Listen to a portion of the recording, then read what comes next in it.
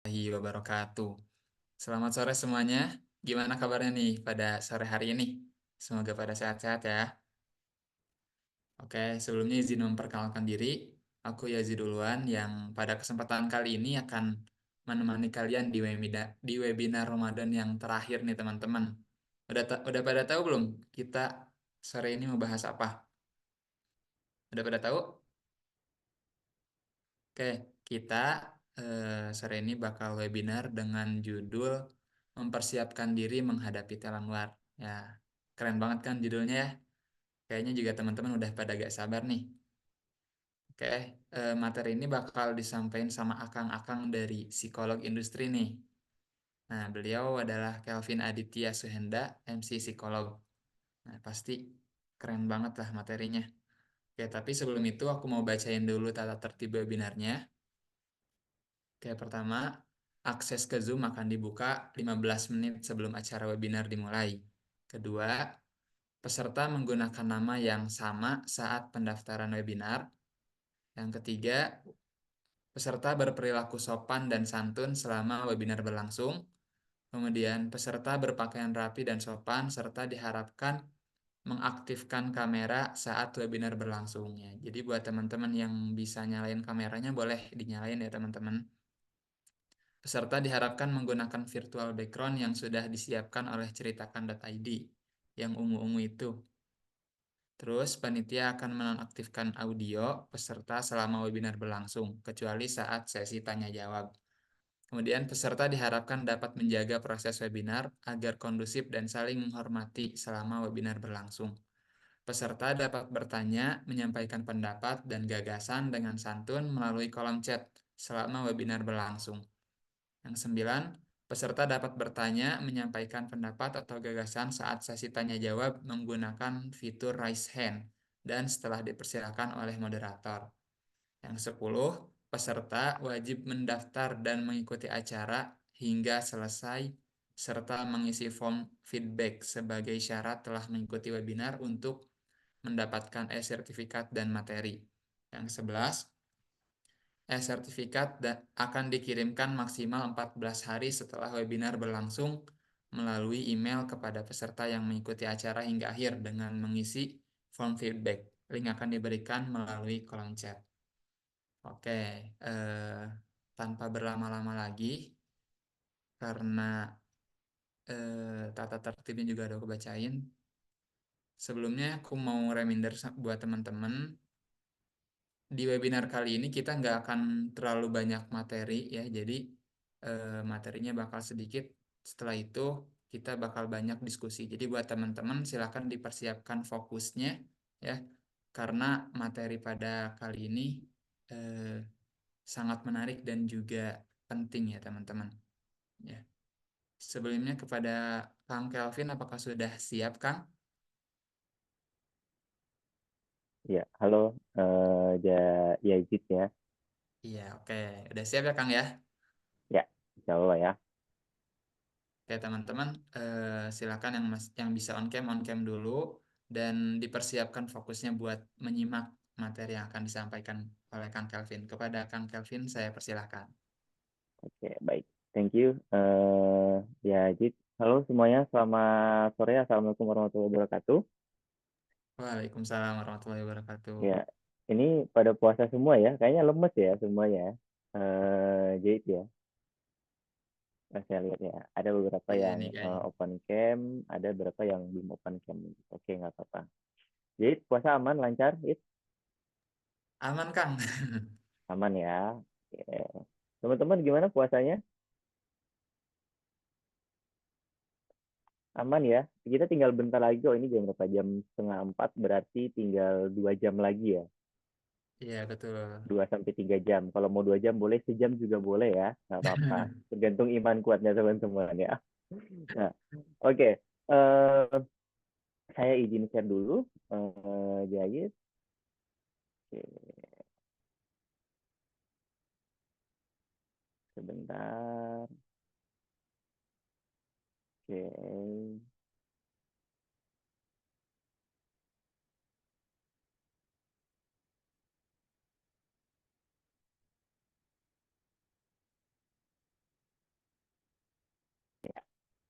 Eh, presentasinya kelihatan nggak? Oke, udah aman, Kang. Kelihatan ya. Oke, teman-teman. Baik, teman-teman jangan dulu kendor karena tinggal 2 jam lagi. Saya jamin, saya pastikan kalau teman-teman mengikuti webinar kali ini tidak akan terlihat seperti lagi belajar atau lagi menyimak materi di dalam kelas, karena saya juga bukan tipe eh, yang suka dengan kesaklekan ya. Kita sharing aja, kita ngobrol aja sambil menunggu buka puasa ya, bagi yang berbuka puasa. Karena pada sore hari ini kita akan tidak belajar, tapi kita akan melihat gambaran-gambaran yang terjadi kondisi pekerjaan atau buat teman-teman yang ingin prepare di tempat kerja seperti apa. Gitu. Gambarnya seperti apa? Gambarnya kita bisa nanti akan lihat dari data, video, dan kita akan sharing. Oke. Nah, teman-teman, kalau kita bicara tentang dunia kerja, saya mau tanya dulu dong, bisa dibantu teman-teman, mungkin bisa dijawab melalui kolom chat ataupun lewat voice ya. Di sini ada yang sudah bekerja, silakan di kolom chat. Sudah, oke. Dominikus Lermatan, thank you. Mahasiswa kak, oke, belum, sudah. Oke, ada lagi, sudah, ya, belum. Oke. 1, 2, 3, 4, oh, masih 4.000 ya. Kita tunggu lagi yang mau menjawab.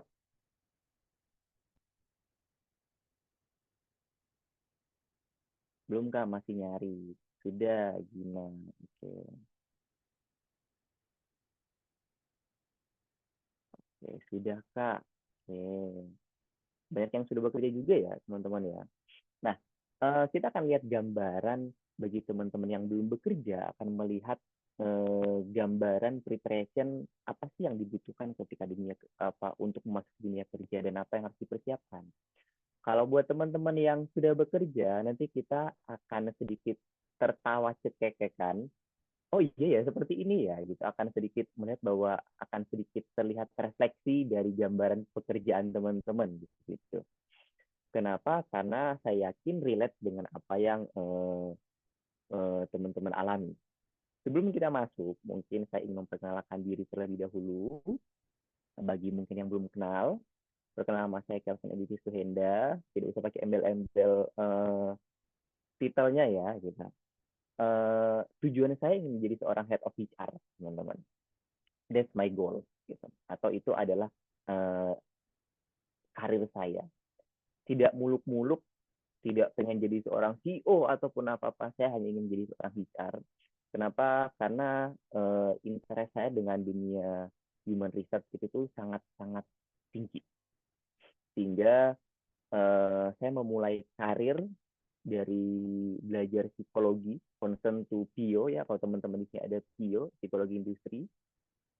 Di situ saya dapat banyak sekali gambaran tentang bagaimana psikologi berpengaruh ke dalam proses human research, dan saya belajar di magang atau PKPP waktu saya lagi S2 itu di Alfa Midi. Di situ sekaligus saya membuka gerbang dunia kerja gitu, secara profesional. Saya hanya diminta PKPP, kalau teman-teman tahu itu adalah praktek kerja magang profesional. Awalnya hanya 3 bulan, lalu diperpanjang atau saya dikontrak dengan rekan saya Mbak Lia selama kurang lebih hampir 1 tahun. Kenapa? Alasannya karena ternyata kita terpakai, teman-teman. Kita dipakai atau kita berguna. Ya. Setelah itu lulus dari S2, saya mendapatkan tawaran menjadi seorang dosen di salah satu universitas Slamatri. Mungkin di sini kalau ada mahasiswa UNIS ya yang join, silakan hore-hore. Nah, bangganya saya di Universitas Slamatri adalah ketemu dengan orang-orang hebat yang mereka itu sekolah sambil bekerja atau dibalik ya, bekerja sambil sekolah. Saya ketemu dengan mahasiswa-mahasiswa yang sedang bekerja tapi tidak eh, tidak kalah semangat mereka untuk menimba ilmu, karena ternyata ketika kita sharing eh, mereka adalah tipikal yang orang-orang yang ingin sukses, gitu. Tidak hanya stuck di dalam satu posisi. Nah, seperti itulah tujuan karir hidup ataupun di tempat teman-teman bekerja ya. Di Uni saya ditawarkan pekerjaan jadi seorang dosen, tapi saya rasa pekerjaan saya bukan sebagai seorang dosen, tapi saya merasa bahwa saya hanyalah sharing ilmu seperti yang saya sedang saya lakukan sekarang. Karena saya merasa bahwa dosen bukanlah dia yang paling tahu, tapi dia yang hanya duluan tahu. Sehingga saya hanya berhasil untuk sharing atau transfer knowledge ke teman-teman. Diberikan kesempatan, setelah itu saya membuka karir lebih jauh lagi karena saya ingin back then lagi ke HR.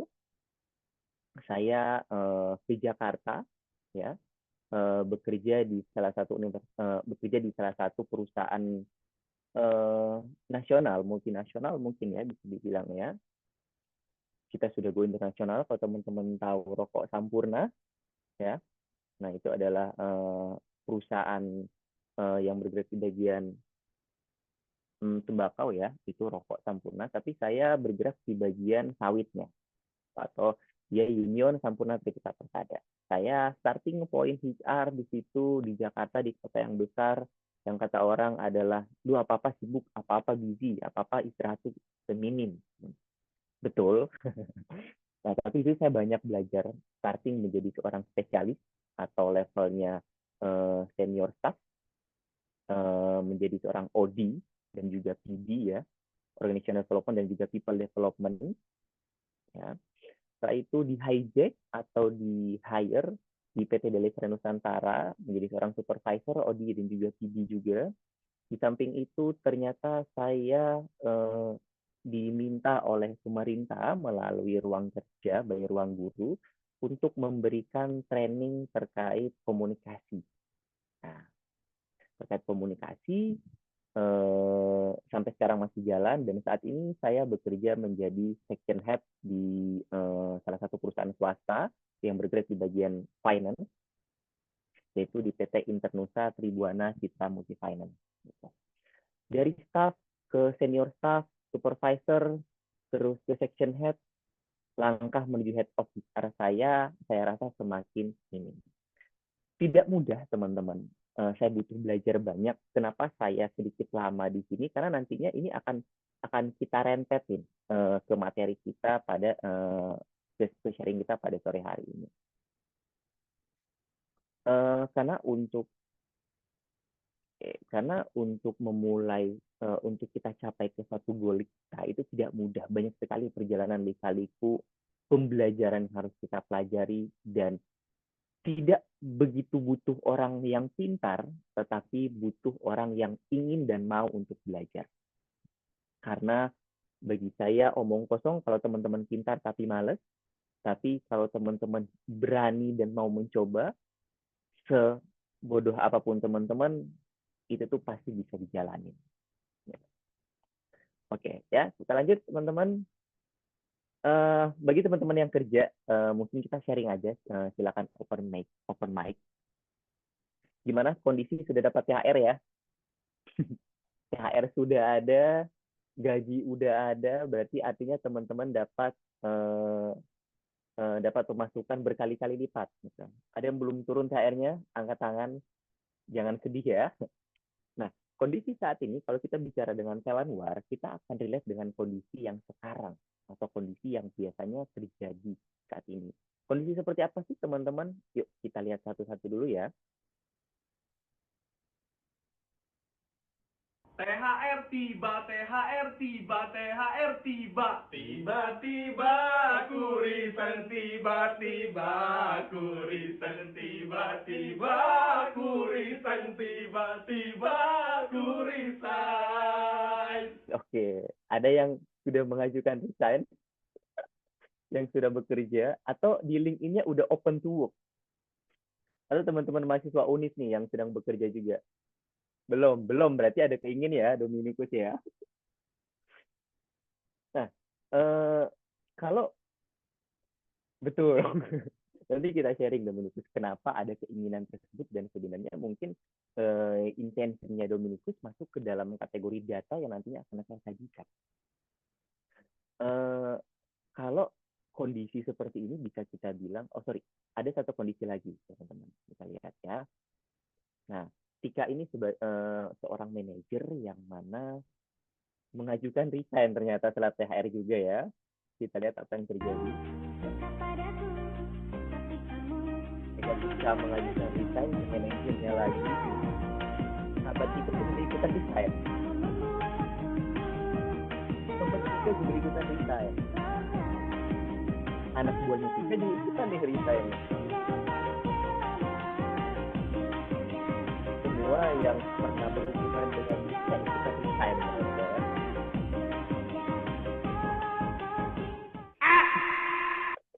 Nah, ada kondisi-kondisi seperti ini juga teman-teman.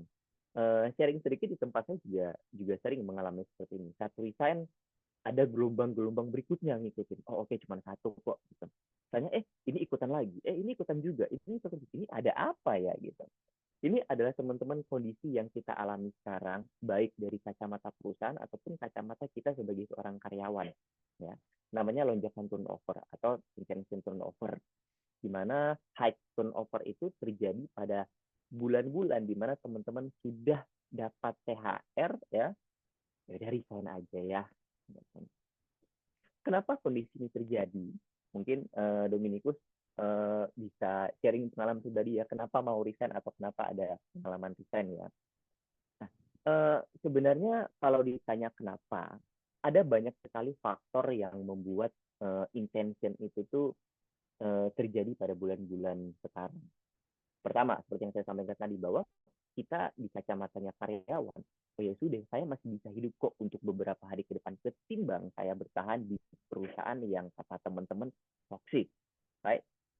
Nah, toxic kata-katanya apa sih? Atau indikasi perusahaan yang toxic apa? Mungkin generasi kita gitu ya, saya generasi sekarang, generasi terbaru, generasi milenial, generasi Z, atau generasi sekarang ada namanya generasi strawberry yang ditekan atau di pressing sedikit kerjaan, merasa sudah langsung tertekan ya. Mereka langsung mengatakan mental illness ya. Nanti kalau udah terkena mental illness, silakan langsung ke ceritakan.id ya. Sudah sharing. Nah, teman-teman di zaman sekarang itu lebih mementingkan yang namanya kesehatan mental. Ya, dan juga merasa bahwa udahlah aku resign aja karena ternyata grouping aku tuh tidak bisa membuat aku growth atau membuat aku berkembang. Atasan aku ternyata toksik gitu. Banyak sekali nih teman-teman alasan yang katanya atasannya toksik gitu kan. Nah, apa sih kategori atasan toksik? Nah, itu saya juga sharing dengan teman-teman di kartu prakerja di ruang guru. Atasan toksik itu seperti apa, kategorisasinya apa, dan lain sebagainya. Ada ya. Nah, tapi kita tidak akan concernnya ke situ, tapi kita akan concern ke kenapa lonjakan itu tuh terjadi, atau turnover intention itu tuh terjadi. Itu dari kacamata perusahaan. Ayo kita lihat dari kedua belah kacamata. Kalau kita lihat teman-teman, berdasarkan data PwC, LinkedIn, dan juga Golup, ini adalah 3 perusahaan besar ya, yang kenal PwC, silakan raise hand. Itu adalah perusahaan Big Four Company Accounting. Itu adalah perusahaan 4 perusahaan besar di dunia yang mana mereka bergerak di bagian auditor finance. Gitu. Mereka yang membawahi Astra Group, tahu? Astra Group, mereka menghandle terkait data atau kesehatan keuangan dari kesehatan perusahaan dari segi keuangan. Nah, itu adalah PwC. Yang LinkedIn, siapa tidak kenal LinkedIn ya? Teman-teman suka cari kerja di situ, atau suka misu-misu, atau suka mencari opportunity di situ.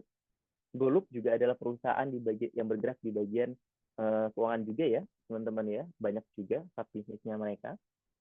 Nah, tiga perusahaan ini melakukan mini riset terkait talent war for talent. Gitu.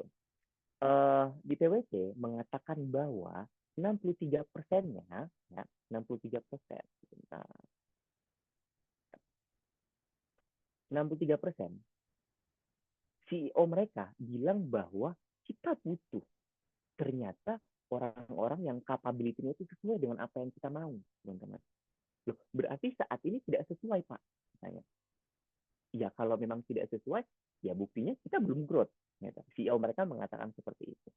63%, artinya lebih dari 50% atau setengah karyawan di perusahaannya mengatakan, CEO-nya mengatakan bahwa karyawan kita kayaknya kurang capable deh. Karyawan kita kayaknya kurang kompeten deh.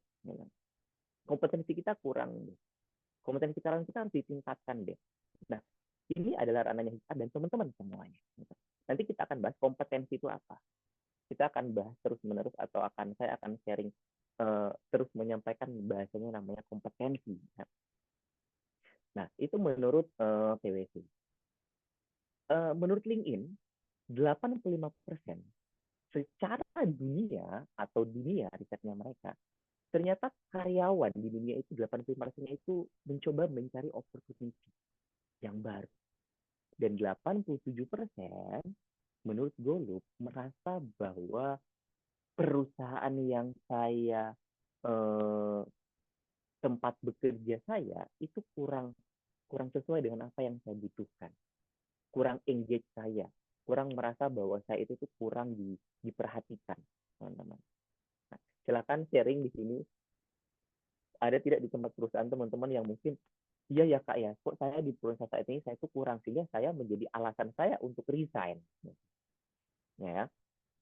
Nah, artinya dari 3 mini riset mereka, lebih dari 50% kita karyawan atau teman-teman yang nanti akan bekerja itu mencari opportunity baru.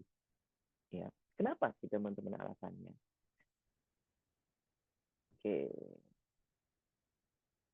link absennya nanti ya, nanti dibantu sama Kak Jaya Jayus. Oke. Nah, setelah kita breakdown, ternyata LinkedIn berhasil membreakdown dari data yang mereka punya, 12% itu tuh aktif loh teman-teman. Setiap hari ya, setiap hari mereka buka job street, buka LinkedIn, buka Kaliber dan lain sebagainya untuk mencari new opportunity baru. Raisen siapa yang setiap hari buka job street? Saya juga ikutan ya. Tidak, just kidding. Setiap hari mereka aktif untuk mencari yang namanya pekerjaan baru. Ya, 13%-nya kadang-kadang mereka mencari 1 minggu 1 kali, kadang kalau misalnya mereka lagi di senggang-senggangnya itu mereka mencoba mencari. 15% mereka reach out, teman-teman. Ada tawaran ini enggak di tempat kerja lo gitu. Ada apa namanya? Ada locker nggak sih di tempat kerjamu gitu. Lagi cari kerja nih gitu, ya. Mereka bangun mereka membangun personal network mereka dengan orang-orang di luar sana untuk mencari pekerjaan baru.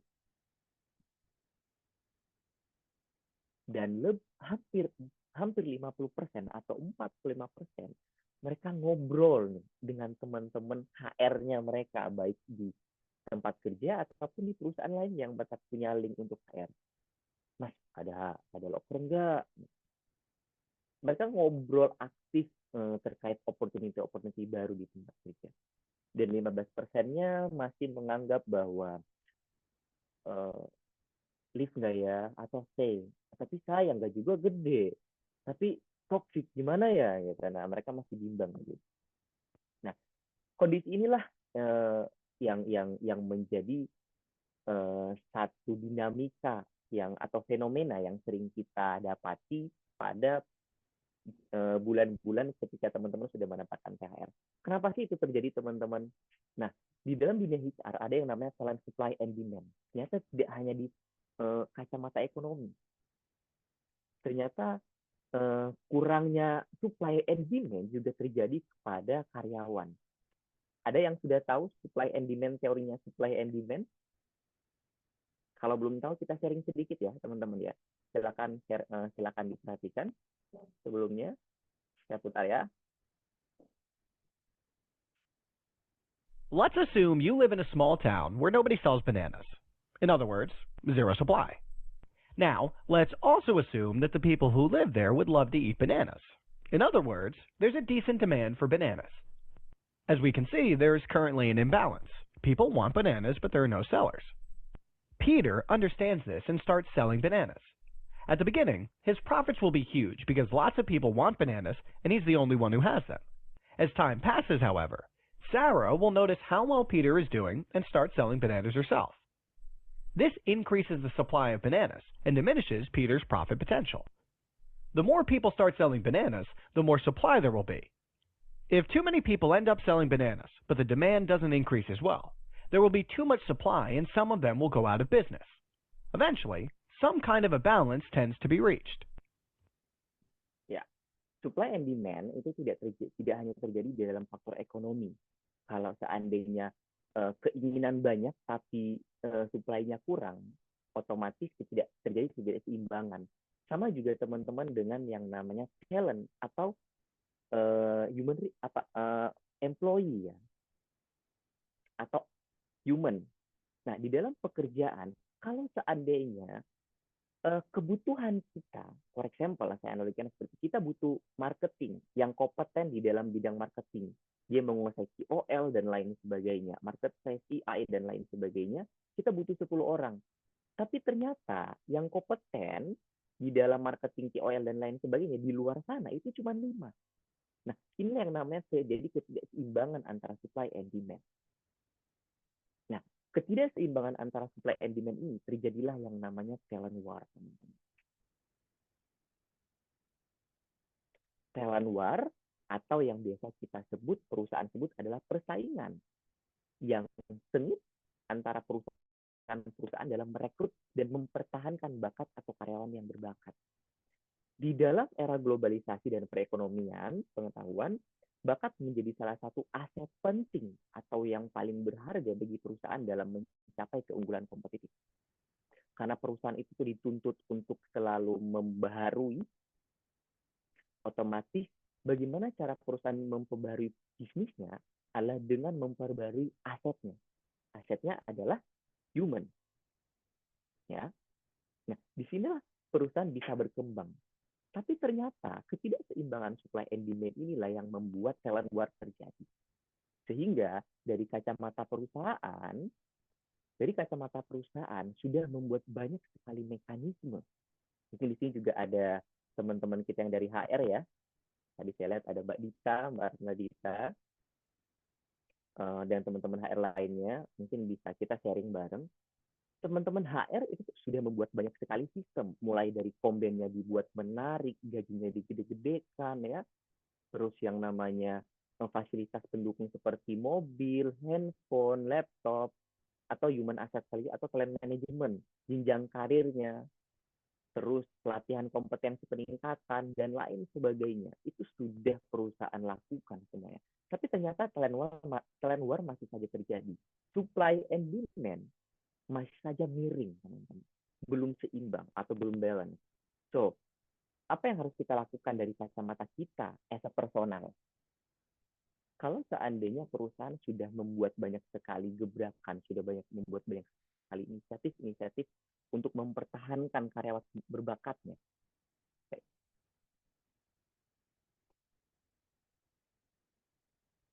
dia sudah mencoba melakukan banyak sekali gebrakan. Apa yang harus kita lakukan untuk tidak kalah dengan yang namanya talent-talent di luar lainnya? Yang harus kita lakukan adalah meningkatkan kompetensi. Apa itu kompetensi? Kompetensi itu adalah beberapa skill yang harus kita miliki.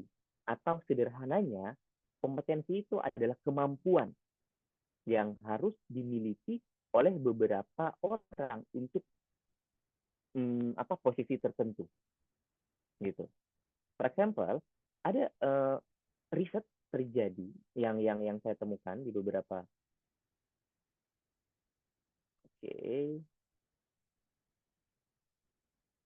Pak Jumandi bilangnya volumenya dikeraskan ya. Semoga volume saya keras ya, Pak Jumandi ya. Teman-teman silakan teman-teman memperhatikan di sini ada yang namanya kompetensi atau skill ya. Beda dengan yang namanya potensi dan kompetensi. Potensi itu adalah kemungkinan bakat yang teman-teman miliki yang nantinya suatu saat akan menjadi kompetensi atau keterampilan skill yang sudah teman-teman miliki. Nah, ada 10 kompetensi yang katanya atau berdasarkan risetnya LinkedIn HIHR dan juga beberapa penelitian HR lainnya yang sudah saya rangkum di sini, itu ada setidaknya 10 kompetensi yang harus teman-teman miliki untuk teman-teman bisa melakukan atau berkompetisi dengan talent-talent lainnya di luar sana. Atau bagi teman-teman fresh graduate ya, yang nantinya akan ketemu dengan HR, interview dengan HR, kompetensi apa yang dimiliki, siapkanlah ini. Yang pertama adalah kompetensi terkait keterampilan digital.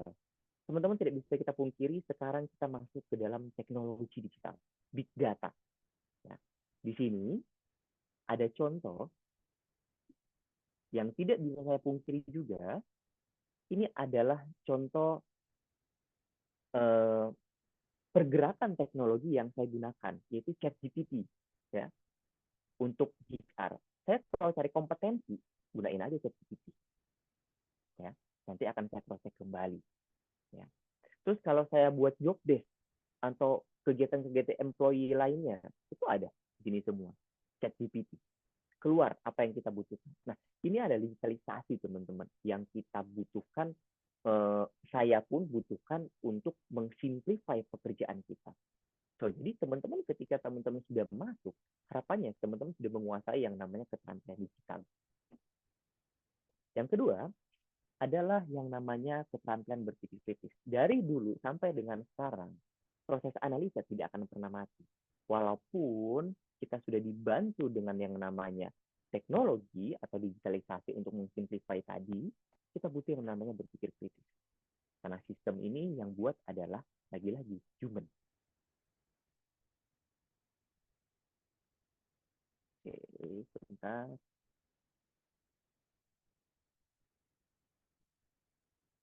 Oke. Ada yang bertanya, saya lanjutin dulu ya, Rosida ya. Rosida saya lanjutin dulu ya, nah Rosida ya. Yang ketiga adalah kreativitas dan juga inovatif.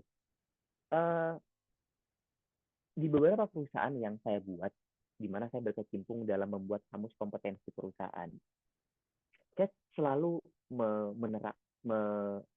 menginsert yang namanya inisiatif, kreativitas, dan juga inovatif. Kenapa? Karena sekali lagi yang saya sampaikan bahwa perusahaan butuh yang namanya berkembang. Perkembangan dapat terjadi kalau ada inovasi. Inovasi terjadi kalau adanya inisiatif di human asset tersebut. Sehingga dimanapun kompetensi kamu yang saya buat, yang saya sesuaikan dengan tujuan perusahaan. Tujuan perusahaan ingin berkembang. Orang yang butuh berkembang butuh yang namanya inovasi. Inovasi butuh inisiatif yang harus kita miliki.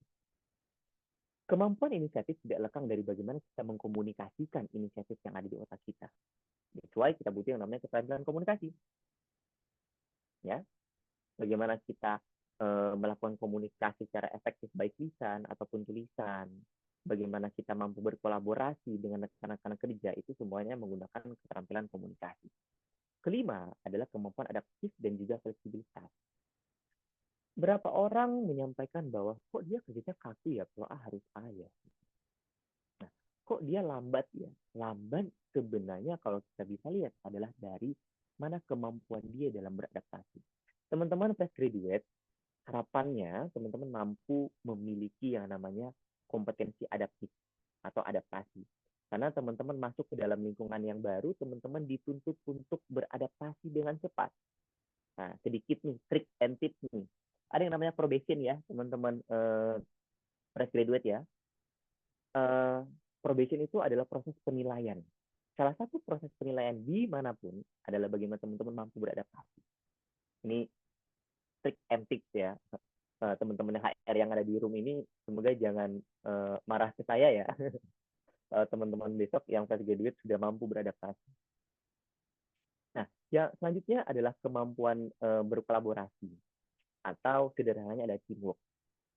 Nah, kolaborasi ini membuat kita mudah untuk beradaptasi juga teman-teman.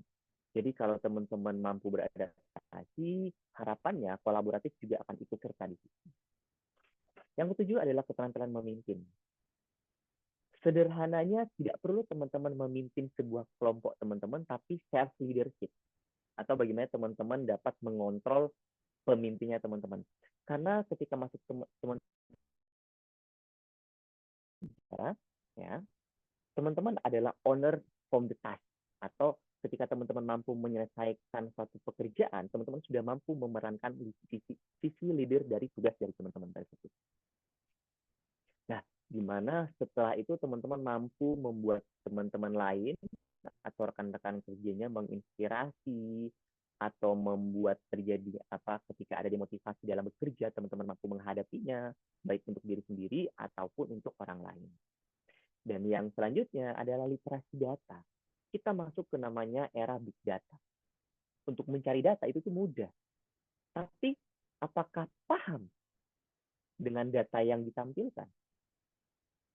Tidak semua. Ya, tidak semua. Keterampilan membaca data menjadi salah satu kompetensi yang harus dimiliki. Karena kemudahan mendapatkan informasi belum tentu yang mendapatkan informasi tersebut memiliki kesepemahaman yang sama dengan si pembuat data tersebut. Nah, ini adanya ya kebutuhan terkait literasi data. Selanjutnya adalah keterampilan dalam belajar mandiri. Nah, dalam era yang easy untuk mengetahui untuk mendapatkan informasi, otomatis teman-teman dituntut untuk belajar mandiri, untuk mencari informasi, literasi, dan lain sebagainya. Dan yang terakhir yang sudah saya informasikan tadi terkait kesadaran akan kesejahteraan mental. Semakin banyak perusahaan yang sudah melakukan pengembangan, inovasi, dan gebrakan, merasa bahwa ternyata benar loh, karyawan kita tuh butuh yang namanya kesejahteraan mental. Nah, sehingga banyak sekali perusahaan-perusahaan sekarang yang membuat keseimbangan atau work-life balance. Ada yang mau WFH silakan, ada yang mau healing sambil kerja silakan, ada yang beberapa perusahaan sekarang di perusahaan-perusahaan yang sudah skala internasional seperti Pekari dan Unilever, mereka menggunakan mekanisme kerja yang tidak Senin sampai Jumat jam 8 sampai jam 5, tidak. Sekarang ada beberapa perusahaan yang menggunakan sistem kerja yang namanya Senin sampai Kamis atau 4 hari kerja 3 hari libur. Seru ya. Nah, itu tujuannya apa? Untuk menjaga mentality dari karyawan-karyawan tersebut. Inilah yang dinamakan kompetensi, teman-teman. Yang mana kompetensi ini paling tidak adalah kompetensi dasar yang harus teman-teman miliki untuk teman-teman mempersiapkan diri dalam menghadapi talent war. Bayangkan kalau seandainya teman-teman ingin menjadi marketing atau HR, ternyata kompetitornya teman-teman sudah memiliki 8 kompetensi ini. Teman-teman baru memiliki 3 atau mungkin bahkan nggak ada. Nah, inilah yang menjadi gambaran hari ini agar teman-teman dapat memahami, oh ini toh yang harus saya pahami, oh ini toh yang harus saya miliki untuk saya dapat berkembang atau saya dapat berkompetisi dengan teman-teman di luar lain. Kompetisi itu tidak selalu jahat, kompetisi itu tidak selalu membuat hati kita kecil, tapi di dalam dunia pekerjaan, kompetisi lah salah satu kompetensi yang harus kita miliki selain kompetensi ini. Oke, bisa dipahami ya teman-teman ya? Nah, oke. Kita akan break mungkin 10 menit ya, Kak Jahit ya. Sebelum break, teman-teman mungkin ada sedikit personality test. Saya berikan personality test buat teman-teman. Platformnya free, silakan di scan barcode-nya. Teman-teman sudah dari kompetensi-kompetensi yang tadi sudah kita sharing, teman-teman sudah punya berapa kompetensi nih? Kompetensi apa aja nih yang muncul? Nah, nanti akan kita sharing di sesi tanya jawab. Ya, teman-teman ya. Oke, saya kembalikan ke Kak Jahit. Silakan Kak Jahit. Terima kasih. Oke, Mungkin terima kasih banyak Kang saya Kelvin. untuk presentasinya saya off ya, diganti sama timnya Kak Jahit ya. Oke. Terima kasih banyak Kang. Mungkin operator boleh share screen untuk barcode-nya. Nah, jadi teman-teman sekarang kita break dulu 10 menit. Silakan di waktu break ini teman-teman mengisi tes personality ya. Nah, setelah itu nanti kita akan ada sesi diskusi untuk mungkin ada teman-teman yang ingin bertanya perihal materi yang telah disampaikan atau tentang personality yang sudah teman-teman dapatkan. Oke, silakan teman-teman dicoba dulu di scan barcode-nya. Aman? Bisa.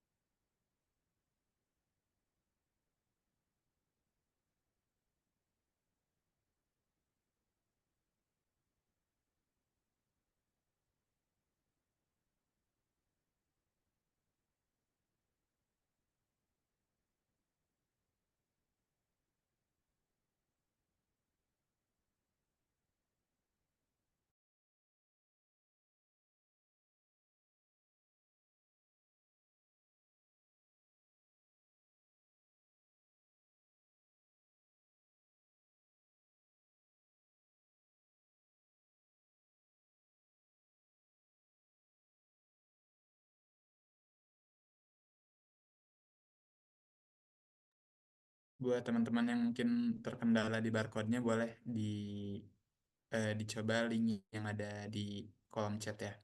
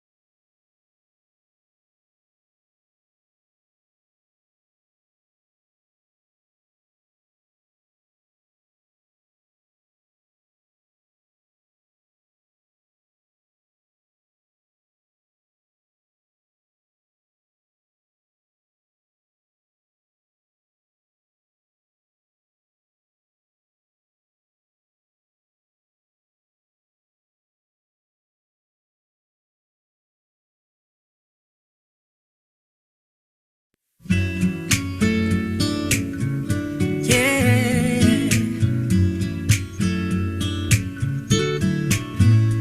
you are my fire, the one desire. Believe when I say I want it that way. When we are two worlds apart, can't reach to your heart. When you say that I want it that way, tell me why ain't nothing but a heartache. Tell me why ain't nothing but a mistake. Tell me why I never wanna hear you say I want it that way. Am I your fire, your one desire? 'Cause I know it's too late, but I want it that way. Tell me why ain't nothing but a heartache. Tell me why ain't nothing but a mistake. Tell me why I never wanna hear you say I want it that way. Now I can see that we're falling apart from the way that it used to be. Yeah, no matter the distance, I want you to know that deep down inside of me, you are my fire, the one desire. You are, you are.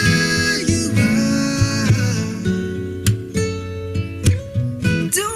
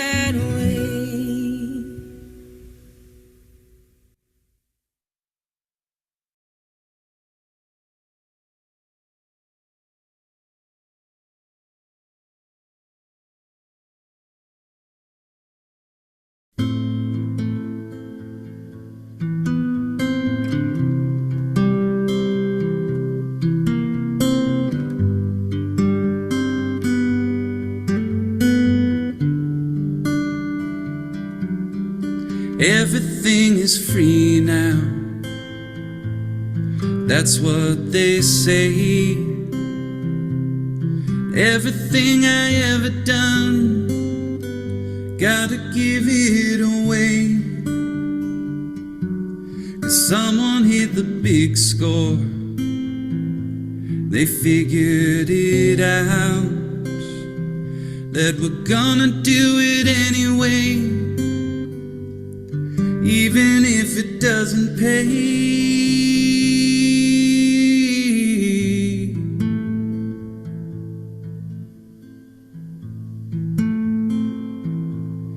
Well, I can get a tip jar, gas up the car, try to make a little change down at the bar. Or I can get a straight job, I've done it before. I never minded working hard, it's who I'm working for. 'Cause everything is free now, that's what they say. And everything I ever done, gotta give it away. 'Cause someone hit the big score. They figured it out, that I'm gonna do it anyway, even if it doesn't Saya ini boleh terakhir action ya. pay.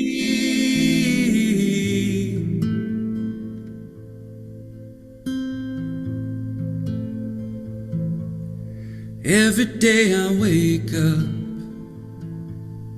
I'm in a song,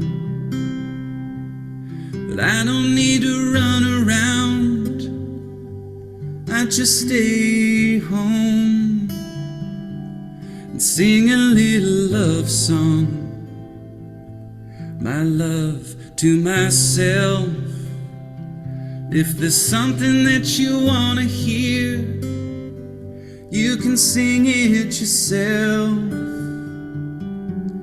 'Cause everything is free now, that's what I said. No one's gotta listen to these words in my head. 'Cause someone hit the big score, they figured it out, that we're gonna do it anyway, even if it doesn't pay. Beberapa udah ada yang selesai ya. Mungkin sambil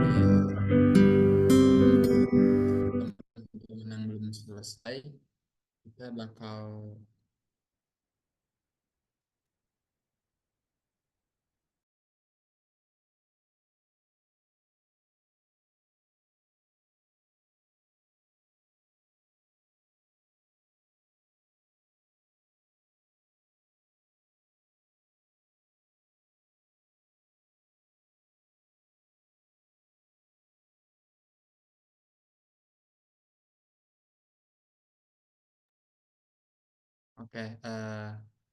sambil nunggu teman-teman yang belum selesai ngisi tesnya, kita bakal mulai sesi tanya jawab, tapi sebelum itu kita bakal sesi dokumentasi dulu teman-teman. Boleh PJ dokumentasi.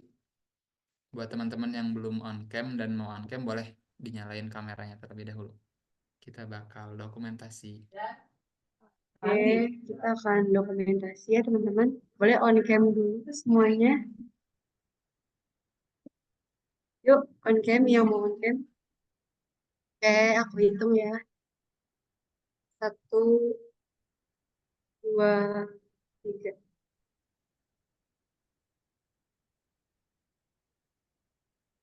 Lagi. Slide kedua. 1, 2, 3. Sudah. Oke, terima kasih banyak. Oke, teman-teman, setelah dokumentasi langsung aja kita masuk ke sesi tanya jawab nih bareng Kang Kelvin. Mungkin boleh langsung aja buat teman-teman yang mau bertanya bisa raise hand atau eh, nanya di kolom komentar ya, di kolom chat. Boleh teman-teman ada yang mau nanyain tentang materi tadi atau mungkin tentang hasil tes personality-nya tuh ada yang mau ditanyain? Oh iya, ini ada pertanyaan dari Rosidah ya. Aku izin bacain. Izin bertanya Kak, saya Rosidah. Untuk mencapai itu langkah kecilnya pasti mulai dari personal branding kan ya Kak. Nah, cara membangun personal branding yang menarik bagaimana caranya? Oke, mungkin boleh Kang Kelvin langsung dijawab. Ya. Oke, halo Rosida. Saya mau lihat dulu nih ya. Rosida, Rosida yang mana nih? Halo, Hmm, Kak. ya, halo Mbak Rosida. Ya, Mbak Rosida, bener ya, tepat apa yang Mbak Rosida sampaikan adalah sekarang juga terkait personal branding, banyak perusahaan ataupun kita itu tuh lagi gencar-gencarnya. Sederhananya, ketika kita ingin personal branding, gunakan platformnya atau channel. Kalau bahasa komunikasi perusahaan yang kita sampaikan adalah channel. Channel apa sih yang akan kita komunikasikan? Sorry, media atau channel mana yang akan kita gunakan untuk kita lakukan personal branding kita, gitu. Dan setelah itu, tentukan bentuk komunikasi yang akan kita gunakan. Apakah melalui visual atau melalui audio visual atau apapun itu. For example kayak video ya atau kayak audio seperti podcast dan lain sebagainya. Tapi yang sekarang banyak untuk personal branding mereka lebih ke video. Nah, dan advice dari saya untuk melakukan personal branding itu adalah memberikan tips and tips atau memberikan advice kepada teman-teman. Nah, platformnya banyak sekali. Siapa namanya? Rosida bisa menggunakan yang namanya paling sederhana sekali ada LinkedIn. LinkedIn adalah salah satu platform yang powerful dibandingkan platform-platform lainnya untuk melakukan personal branding kita kepada HR. Kenapa saya bilang LinkedIn? Karena saya di hijack pun dari LinkedIn, ya. Saya ketemu orang-orang hebat juga di LinkedIn karena ketika mereka ngesin foto-foto profile kita, mereka bisa ngeliat oh ternyata si A itu tuh dia sudah menguasai A B C D F G gitu. Nah, dan postlah semua kegiatan teman-teman yang berhubungan dengan peningkatan kompetensi. Ingat ya, sekali lagi, peningkatan kompetensi. Artinya teman-teman mengikuti seminar, mengikuti pelatihan dan lain sebagainya boleh dipost di LinkedIn. Jangan eh, kegiatan-kegiatan wisata ya dilakukan di LinkedIn ya itu adalah beda ranah atau beda platform. Itu bolehlah kalau teman-teman mau di Instagram atau di X ya, it's okay. Nah, kenapa? Karena dari kegiatan-kegiatan interaktif yang teman-teman posting itu akan membranding diri teman-teman dalam menguasai salah satu beberapa kompetensi yang mungkin ingin teman-teman tonjolkan. For example, teman-teman ingin menjadi spesialis di bagian marketing. Nah, untuk membranding diri teman-teman, kalau orang tahu teman-teman itu tuh paham dengan dunia marketing, silakan branding apapun itu tentang teman-teman atau kegiatan teman-teman di LinkedIn terkait kegiatan marketing. Mau teman-teman itu mengikuti seminar tentang marketing, seminar tentang spesialis KOL dan lain sebagainya, coba ikutin itu. Lalu di-post kegiatannya, bagaimana kegiatannya, siapa pematerinya. Kalau boleh tag pemateri-pematerinya, it's okay. Gitu. Kalau ada pemateri yang welcome, dia akan akan melakukan connecting dengan teman-teman atau bahasa sederhananya berteman dengan teman-teman. Nah, dari situlah teman-teman akan melakukan personal branding. Dari personal branding itu teman-teman akan ketemu nih link and linknya teman-teman. Gitu. Sederhananya gitu ya, Kak Rosida ya. Baik, terima kasih Kak. Sebelumnya gini, saya kan mahasiswa, saya kan siswi SMA ya Kak. Wow, Nah, cool. tadi kan Mm-mm. medianya tuh LinkedIn ya. Yes. Kegiatan organisasi saya, organisasi OSIS, apa boleh dimasukkan ke sana? Oke. Eh, good news-nya adalah ketika teman-teman itu tuh masih memakai bendera sekolah ataupun organisasi ataupun perkuliahan, kegiatan apapun boleh gitu, baik itu kegiatan sosial ataupun kegiatan organisasi seperti BEM, fakultas dan lain sebagainya boleh gitu. Nah, itu portofolio teman-teman untuk melihat bagaimana sosialitinya teman-teman. Dan kita biasanya orang-orang HR akan melihat aktivitinya teman-teman di dunia sosial itu bagus kok. Nah, ini akan melihat atau dapat mengcapture dari kegiatan itu teman-teman itu belajar yang namanya komunikasi, belajar yang namanya koordinasi dan lain sebagainya. Jadi it's okay kegiatan apapun itu. Baik, terima kasih Kak, cukup. Ya, sama-sama Rosida.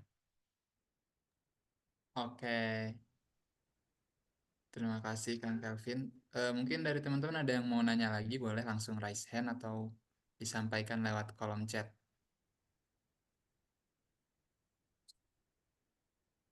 Ada nggak teman-teman? Oh ya, sebelumnya Kang Kelvin, Mm-mm. mungkin kalau misalnya lihat waktu kayaknya udah mau habis nih waktunya. Oke, Apakah mau dilanjut atau gimana Kang? boleh kita extend satu pertanyaan lagi kali ya? Mungkin ada satu yang mau bertanya, nggak apa-apa. Oke, boleh teman-teman yang mau nanya langsung, boleh disampaikan sekarang.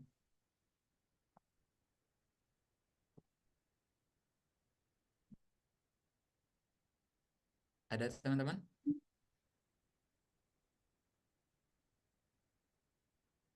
Yang mau bertanya seputar materi yang telah disampaikan atau tentang tes personalitinya?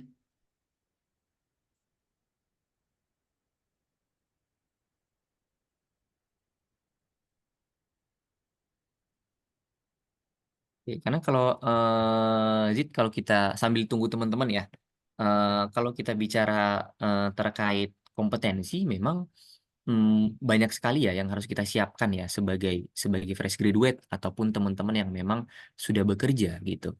Karena kalau saya sharing sedikit, eh, memang benar data yang tadi saya tampilkan ternyata banyak loh. Tidak perlu CEO atau tidak tidak perlu yang punya perusahaan. Kita selaku HR sendiri melihat ternyata masih banyak gap kompetensi yang terjadi di karyawan-karyawan kita. Nah, hal inilah yang menjadi tanggung jawab bersama terlebih perusahaan untuk meningkatkan kompetensinya gitu. Di lain sisi ada memang saya temukan beberapa karyawan di perusahaan saya itu yang mereka meningkatkan kompetensi di luar gitu, mengikuti training, dia dia itu aktif di kegiatan-kegiatan yang relate dengan bidangnya. Nah, itu banyak sekali gitu. Inilah yang menjadi tanggung jawab kita bersama. Oke, ini ada Kalia ya. Silakan Kalia kalau mau nanya. Boleh, Cael. Oke, Raise. terima kasih banyak atas kesempatannya dan pematerian yang sangat luar biasa ya Kak Kelvin. Kak Kelvin, aku mau sharing aja sih sama hasil tes tadi gitu kan. Aku ini kan Boleh. ekstrovert parah waktu aku pernah tes sebelumnya itu sekitar 98%. Nah, sekarang berkurang tuh jadi 88% kira-kira apa sih pengaruhnya gitu. Karena kan bisa beda gitu. Itu Ya, sih Kak, itu aja. oke. Terima kasih. Ya, sama-sama Kalia. Ini mohon bantuannya ya teman-teman di bagian klinis ya, sama tuh Kak Caca ya. Eh Correct me if I'm wrong, teman-teman klinis yang bidangnya PIO ya, teman-teman juga sini ada yang bidang PIO. Perubahan yang terjadi, dia bisa signifikan atau mungkin bisa landai, itu ada beberapa faktor kali ya. Pertama adalah faktor di mana internal dan juga eksternal. Internal itu adalah bagaimana kalian menangkap informasi yang masuk. Kalau karya, for example lagi ya, saya contohkan ya.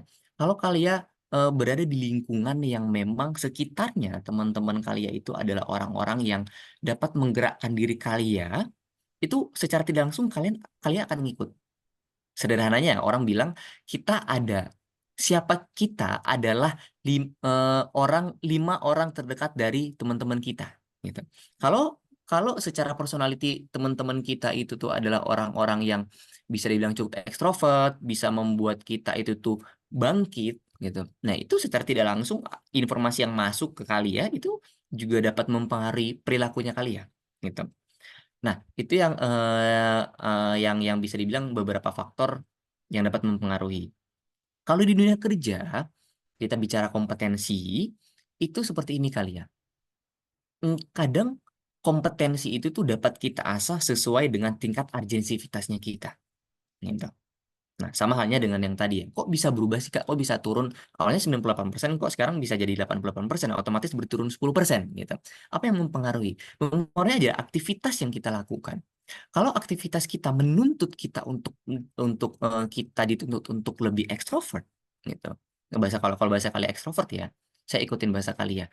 Kalau kalian dituntut untuk menjadi personality yang ekstrovert, secara tidak langsung itu akan ke bawah ke alam bawah sadar dan akan menjadi personality-nya kalian. Nah, sehingga semakin cepat tuh kalian. Karena apa? Karena hal yang dilakukan berulang-ulang kali menjadi sebuah kepribadian. Kepribadian yang dilakukan secara terus-menerus akan membuat identity dari personality orang ini tuh, oh, kalian yang mana? Kalian yang introvert itu loh. Oh, kalian yang mana? Kalian yang ekstrovert itu loh. Nah, seperti itu. Gitu ya. Oke, terima kasih banyak Kak Kelvin atas jawabannya, sangat membantu. Ya, sama-sama. Jadi, saya tambahkan, kalau teman-teman ingin memiliki kompetensi yang sudah tadi saya sampaikan, eh, adalah asa terus. Semisal teman-teman ingin menjadi orang yang komunikatif, belajar terus ngobrol dengan orang, gitu. Cari orang-orang yang memang dirasa tuh teman-teman butuh untuk ngobrol, gitu.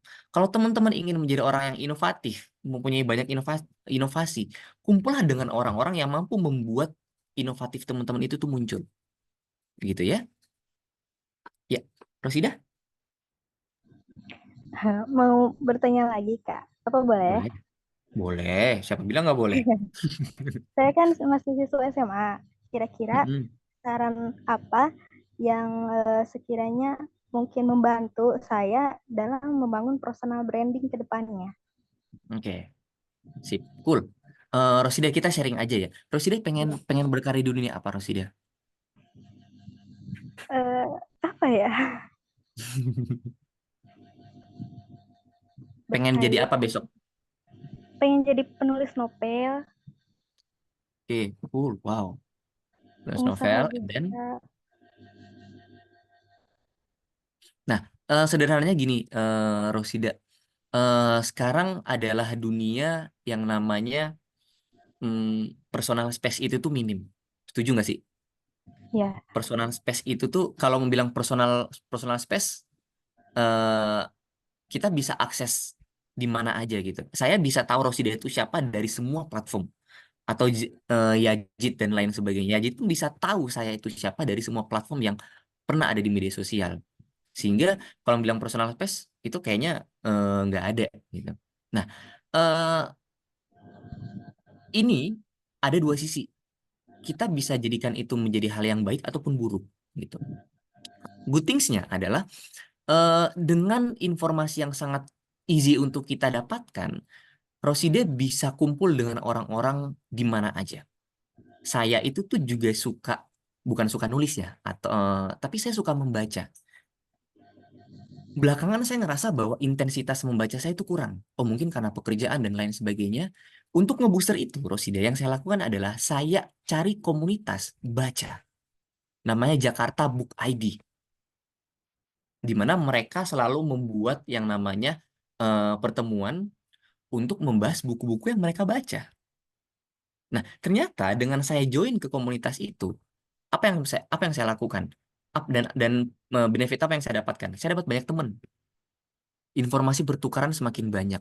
Yang awalnya saya cuma suka baca buku filsafat, baca buku HR, ternyata saya dapat banyak bacaan yang saya juga nggak tahu itu novel-novel apa, tapi ternyata oh kok interest ya gitu. Ketemu dengan banyak orang yang suka-suka buku. Alhasil kompetensi saya terkait membaca, literasi saya itu semakin meningkat.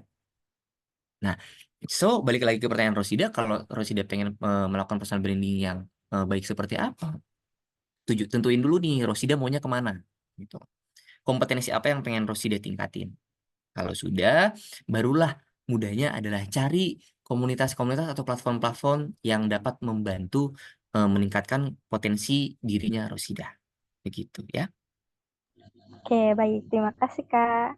Ya, oke. Gimana Kang? Ini Ini masih ada pertanyaan.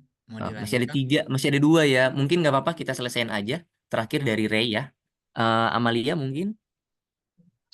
Terima kasih Kak buat waktunya.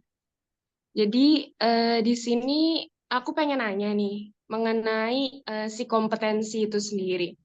Kan seperti yang kita tahu, suatu marketplace atau perusahaan itu membutuhkan talent atau seorang SDM itu yang mumpuni pastinya di kompetensinya.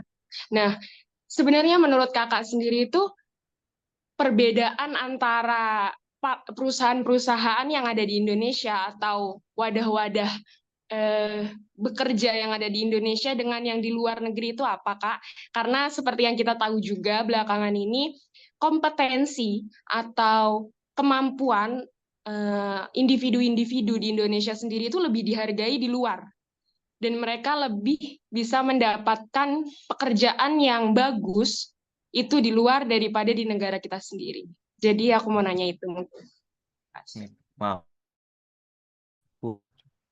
Thank you, Amalia. Amalia, kegiatannya apa? Aku kuliah, Kak, di Jogja. Oke. Oh, kuliah Jogja. Oke, good. So kritis ya. Keren pertanyaannya. Eh, informasinya seperti ini, Amelia. Sapanya siapa nih? Nur, Amelia, Utami, atau siapa? Amalia aja. Amalia ya. Gini, Amalia.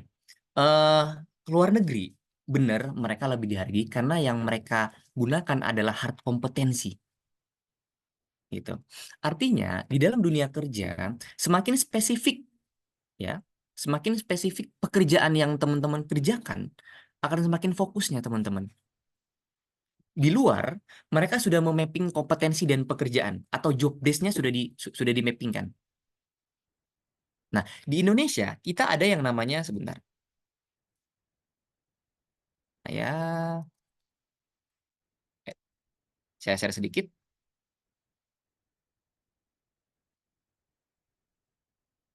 Kelihatan, Amelia?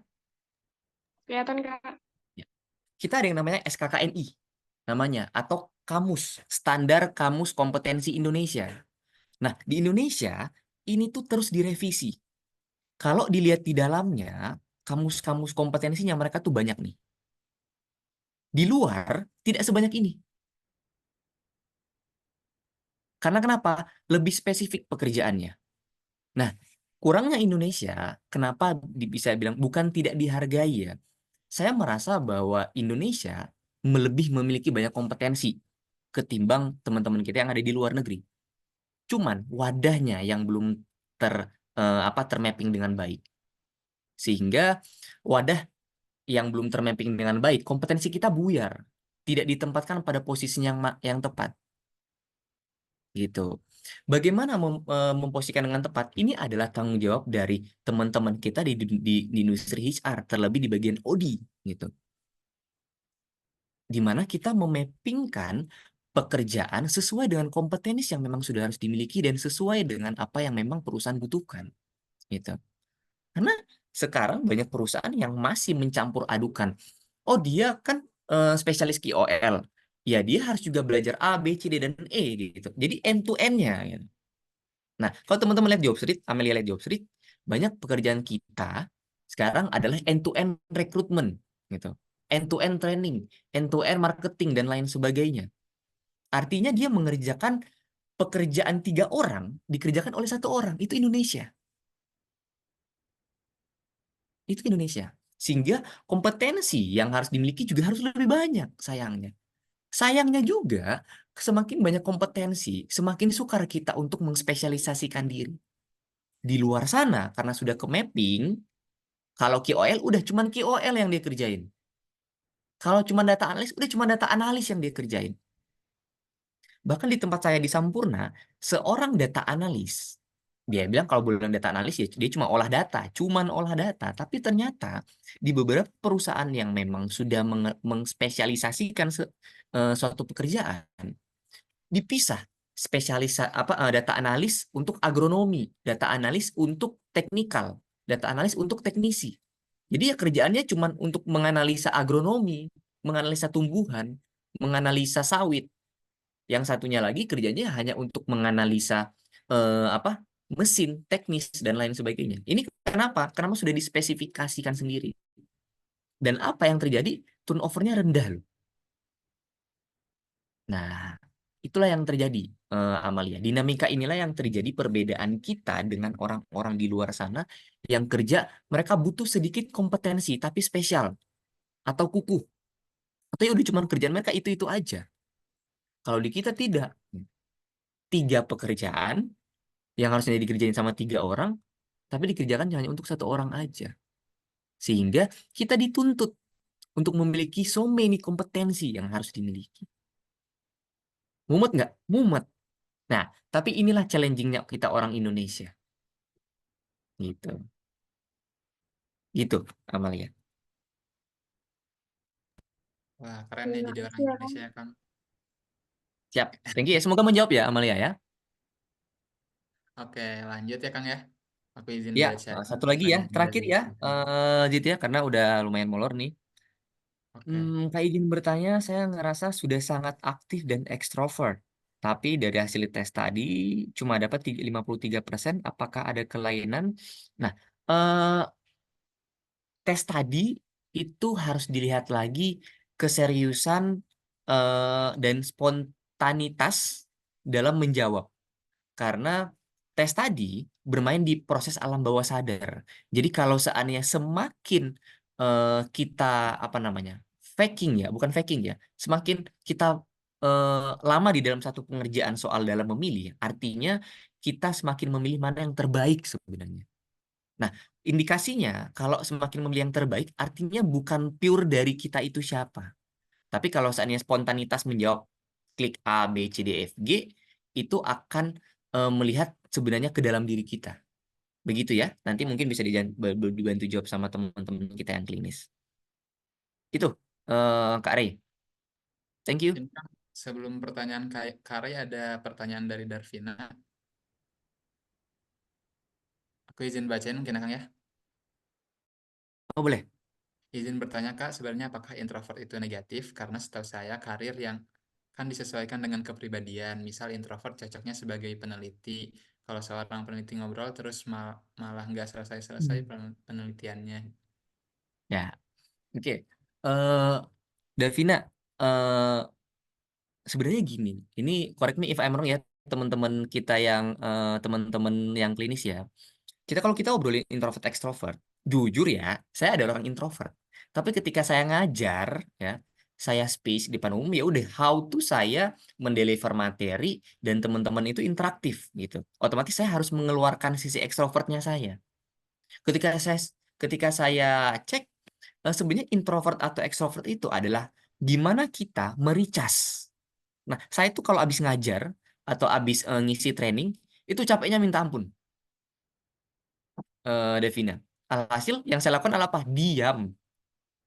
Nggak mau saya diganggu. Diam, diam. Orang orang nanya apa dan lain sebagainya, udah diam aja gitu. Nah, teman-teman saya sudah tahu, oh ya udah dia lagi recas gitu. Nah, itu kalau orang introvert. Kalau orang ekstrovert, ketika ketika recas, dia butuh orang lain untuk happy-happy, ketemu dengan orang. Nah, itu ya yang perlu diluruskan definisi atau pemahaman kita terkait introvert dan juga ekstrovert. Ekstrovert introvert adalah cara kita nge-recas untuk kita ngefulfillin diri kita kembali. Gitu ya. Sip. Oke, terima kasih banyak, Kang. Mungkin tadi pertanyaan dari Darvina juga menjadi penutup mungkin ya sesi tanya jawab kita pada kali ini. Oke, sebelumnya terima kasih banyak kepada Kang Kelvin yang sudah menyampaikan materi yang luar biasa ya teman-teman. Semoga sedikit banyaknya materi yang disampaikan bisa bermanfaat untuk kita semuanya. Oke, Kang, mungkin sesi pematerian sudah selesai. Sebelum kita lanjut, mungkin kita akan ada sesi dokumentasi lagi. Boleh PJ dokumentasi. Oke, teman-teman, kita dokumentasi dulu ya. Semuanya boleh on cam. Mohon maaf kalau sedikit berisik ya di sini. Yuk on cam dulu teman-teman semua. Oke, udah banyak nih yang on cam.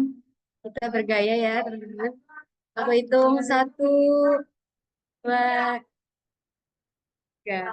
Sekali lagi. 1, 2, 3. Oke, terakhir, slide terakhir. 1, 2, 3. Sudah. Terima kasih.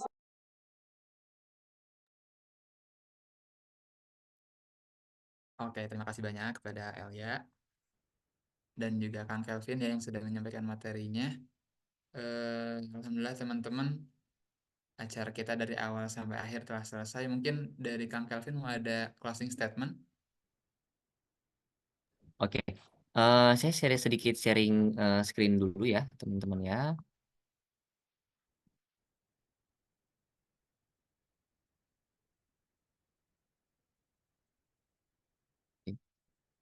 Ya, saya mau ngucapin terima kasih buat teman-teman yang sudah sharing. Mungkin sebelum saya close, saya ingin nunjukin satu video ke teman-teman.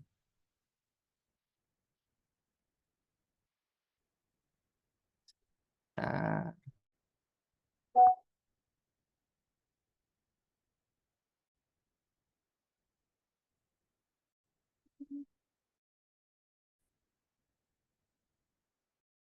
silakan ya. I'm going to give it to one of you, but first, let me do this. Okay, now, who still wants it? I do. What if I do this?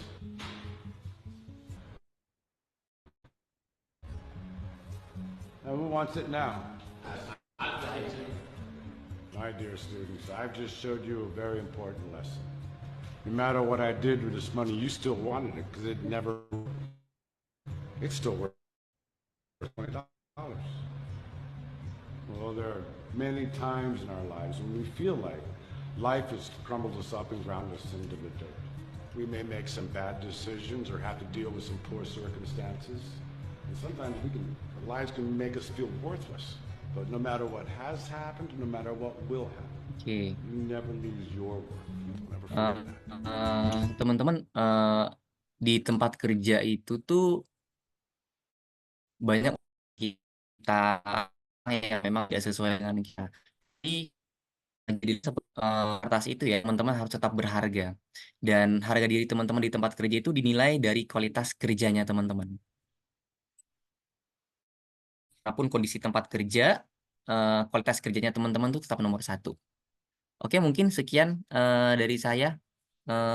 Terima kasih ceritakan.id, terima kasih teman-teman sudah mau sharing sore hari ini. Semoga informasinya pada hari ini bisa bermanfaat buat teman-teman. Sekian dari saya, selamat sore. Assalamualaikum. Waalaikumsalam warahmatullahi wabarakatuh. Sekali lagi saya ucapkan terima kasih banyak kepada Kang Kelvin yang sudah menyampaikan materi yang luar biasa ya teman-teman. Semoga bisa menjadi wawasan baru, pengetahuan baru buat kita semuanya. Oke, sebelum saya tutup, boleh teman-teman yang hadir pada Zoom kali ini untuk mengisi feedback terlebih dahulu, yang linknya udah ada di kolom chat. Oke, itu saja mungkin teman-teman yang bisa disampaikan. Saya sebagai moderator, kurang lebihnya mohon dimaafkan. Saya pamit undur diri. Terima kasih. Assalamualaikum warahmatullahi wabarakatuh. Waalaikumsalam warahmatullahi Selamat sore. Thank you Mas Kelvin, thank you semuanya. Thank you, Terima kasih Mbak Caca. telah mengikuti Ibu Arin ceritakan, webinar ceritakan. Sampai bertemu di next event semuanya. Thank you, Bin. Thank you. Thank you, Delete ya. tim. Selamat Lebaran semuanya. Selamat Lebaran ya buat teman-teman semuanya ya. Selamat Lebaran bagi yang merayakan. Tapi aku percaya bahwa kau mampu. Ada yang berbeda darimu. Kau lebih dari itu. Terima kasih sudah bertahan. Terima kasih sudah berjuang. Ternyata kau sekuat itu. Ternyata kau sehebat itu.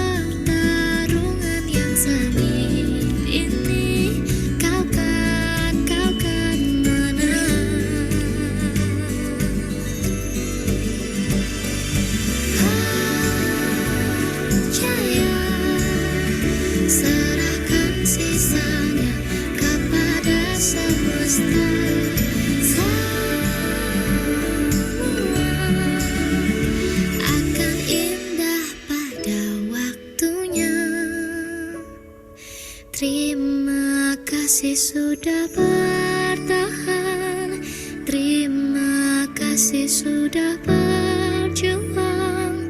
Ternyata kau sekuat itu, ternyata kau sehebat